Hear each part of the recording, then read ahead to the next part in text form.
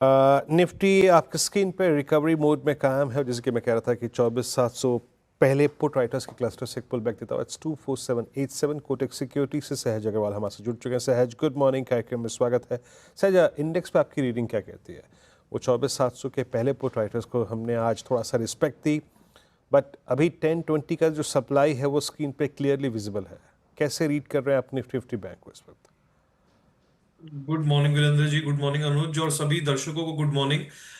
I think अभी जो सुबह से हम डेटा ट्रैक कर रहे हैं, आज इनफैक्ट पुट राइटर्स का हाथ थोड़ा ज्यादा भारी है। In the sense put writing की एक्टिविटी काफी ज्यादा हो रही है।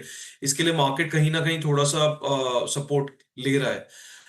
बट फिर भी ओवरऑल यदि वीकली एक्सपायरी का सेटअप देखें तो मुझे ऐसा लग रहा है कि रेंज बाउंड होने की पॉसिबिलिटी काफी ज्यादा बनी हुई है। एंड ऑब्वियसली जो हमारे जियोपॉलिटिकल कंसर्न्स चल रहे हैं वो भी कहीं ना कहीं मार्केट को थोड़ा सा चेक में तो रखेगा ही, बिकॉज वो अनसर्टेनिटी जब तक सेटल नहीं होती है तब तक बहुत ही स्ट्रांग अपमूव आना मुश्किल है।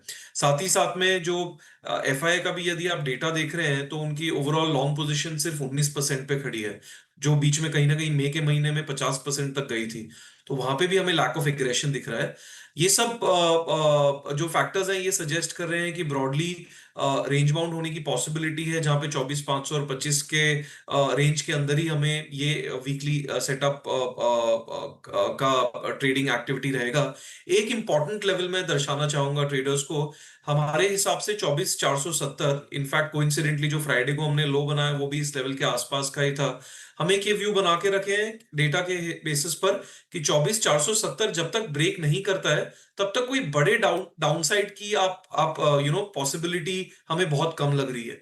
यदि वो लेवल टूटता है तो शायद आपको डाउनसाइड रिस्क लगता है। अदरवाइज ये रेंज के अंदर बाय ऑन डिप्स वाला बाजार है, और 24,470 के क्लोजिंग स्टॉप लॉस के साथ आप इंडेक्स में ब्रॉडर लेवल पर लॉन्ग साइड पर अपॉर्चुनिटी बेसिस ट्रेड कर सकते हैं। तो निफ्टी पर फिलहाल के लिए हमारा ये ध्यान बना हुआ है। 24,470 जो कि पिछले 5 हफ्तों का लो है, जो कि पिछले 5 हफ्तों में अगर आप प्लेसमेंट देखें दैट्स 10 वीक एक्सपोनेंशियल एवरेज वो यहीं आता है इस वक्त। अच्छा, अगर की लेवल्स को रीगेन करना, मैं उसको अपनी इस डिस्कशन का एक प्रमुख हिस्सा मानूं तो इट्स निफ्टी आईटी सहज, जो कि अब 200 एमा को रीगेन कर रहा है। आपकी राय आईटी पर क्या है? कैसे रीड कर रहे हैं आप आईटी को, क्योंकि रिवर्सल ट्रेड्स यहाँ अच्छा कर रहे हैं, पैसा मिल रहा है उस पर? जी, आई थिंक आईटी बहुत ही बेहतरीन और वेल प्लेस्ड है अभी, क्योंकि बाकी सेक्टर्स यदि आप देखेंगे, मेटल ने परफॉर्मेंस दिया है, एनबीएफसी और बैंकिंग ने तो बहुत ही बेहतरीन परफॉर्मेंस दिया है। एफएमसीजी हमें थोड़ी सी लैक ऑफ मोमेंटम दिख रही है। तो आईटी ऐसा सेक्टर है जहां पे वैल्यू और मोमेंटम दोनों का कॉम्बिनेशन अवेलेबल है अभी।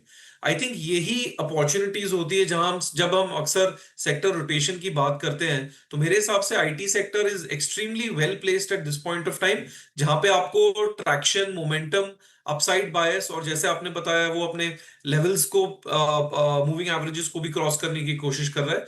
तो मेरे हिसाब से यहाँ पे अपॉर्चुनिटी बेसिस पर ट्रेडिंग करनी ही चाहिए। And this is a very sweet spot for participants को पार्टिसिपेट करने के लिए। तो आई थिंक ये इस सेक्टर पे तो हमें 100% ध्यान रखना ही चाहिए शॉर्ट टर्म बेसिस पर भी। हम्म, चलिए तो हम इस पर सहज बहुत बहुत शुक्रिया, आप इस डिस्कशन में शामिल हुए, इंडस्ट्रीज पर अपनी राय रखी आपने।